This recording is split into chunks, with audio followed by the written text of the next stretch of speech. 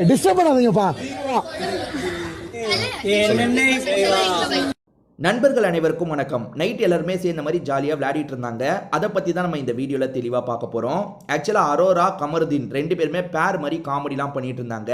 அதில் ரெண்டு பேருமே திவாகரை கிண்டல் பண்ணுறதுக்காக என்ன பண்ணுறாங்கன்னா, நாங்கள் ரெண்டு பேருமே ஓடி போய் கல்யாணம் பண்ண போகிறோம், நாடோடிகள் படத்தில் சசிகுமார் பண்ணுவார்ல அந்த மாதிரி நீங்கள் செயின் எல்லாம் கலட்டி எங்களை சேர்த்து வைங்கன்ற மாதிரி சொல்கிறாங்க.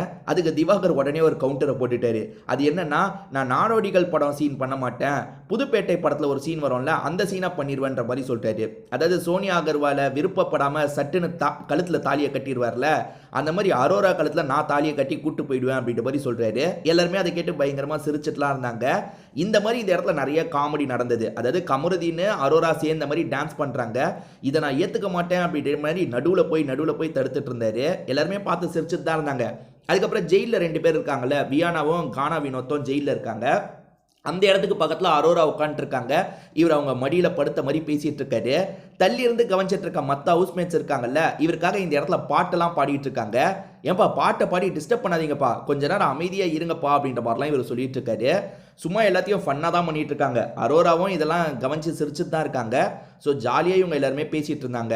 இதெல்லாம் நந்தினி போகிறதுக்கு முன்னாடியா போகிறதுக்கு அப்புறமா தெரில. எனக்கு தெரிஞ்சு போகிறதுக்கு முன்னாடி தான் இருக்கும். இதுக்கப்புறம் தான் நந்தினி பயங்கரமாக பிரச்சனை பண்ணியிருக்காங்க போல். நந்தினி எதுக்காக அவ்வளோ கத்துனாங்க அப்படின்றது ப்ராப்பராக தெரியவே இல்லைங்க. என்னமோ கனி பண்ண அந்த கனி ஒரு ட்ராமா மாதிரி பண்ணாங்கல்ல, உப்பு அதிகமாக போட்டு, அதுதான் பிரச்சனைன்னு சொல்கிறாங்க. அதுக்கும் இவங்க கோவப்படுறதுக்கும் என்ன லாஜிக் இருக்குன்னே எனக்கு புரிய மாட்டேங்குது.